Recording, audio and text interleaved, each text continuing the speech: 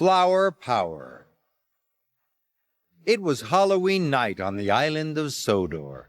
The moon shone brightly, and the stars twinkled in the night sky.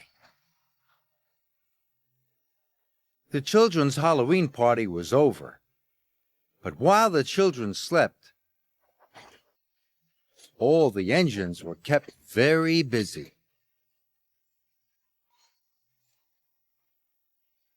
Thomas was alone at Tidmouth Sheds when Sir Topham Hatt arrived.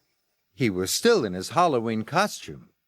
"You ought to collect flour from the mill and take it to the bakery," he boomed. "You must work with Diesel. The island needs its morning toast, and Lady Hatt and I need our English muffins," he added sternly. "So I'll have no mishaps tonight." Thomas didn't want to work with Diesel, but he wanted to be really useful.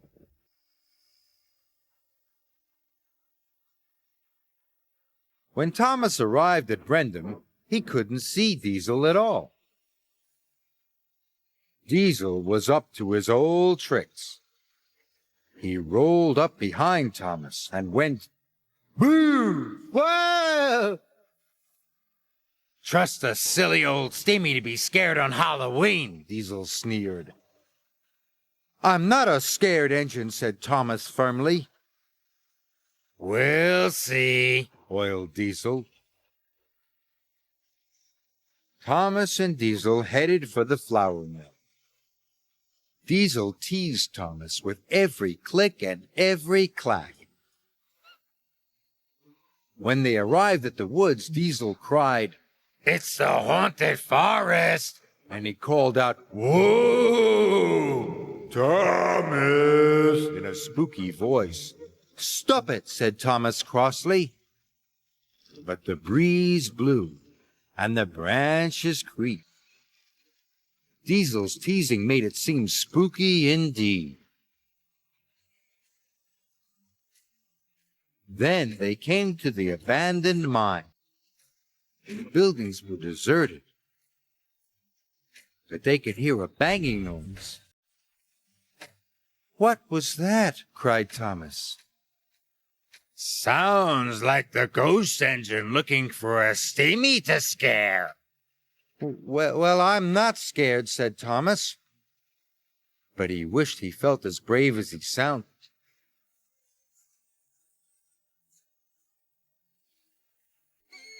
Thomas and Diesel had to stop at a red signal. It was next to a twisty old tree. The wind whistled, and Thomas heard a strange cry. Suddenly, Thomas felt something touch his tender. "Look out!" cried Diesel. "The ghost engine is after your funnel."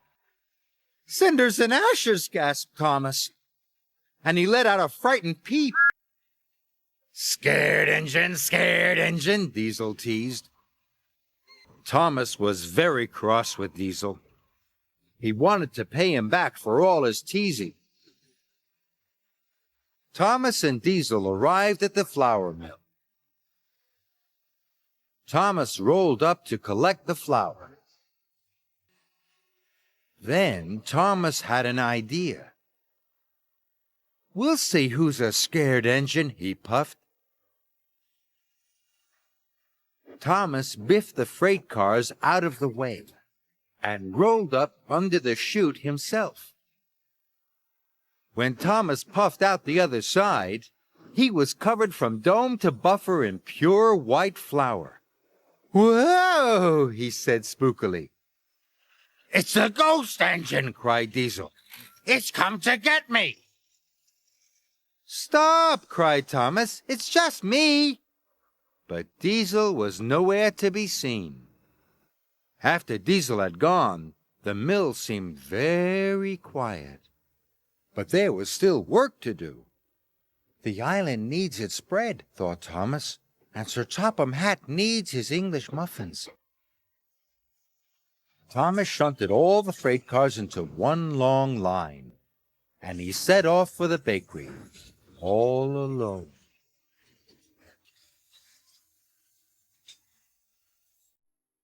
As Thomas arrived at the twisty tree, He wished he could go faster, but it was a very long train, and he had to go slowly.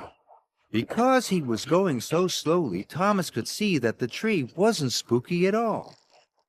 It was just a tree, he gasped, and the strange cry was just an owl. Thomas was relieved. Thomas chugged towards the abandoned mine. He could still hear the spooky banging. He looked to his left and then to his right, and he saw what was making the noise. It's just an old door, he gasped. The wind is making it crash.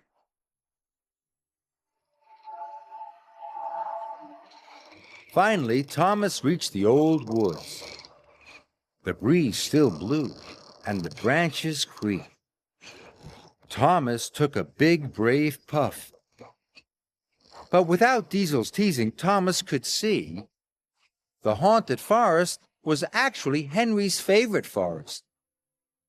It's not scary at all, said Thomas.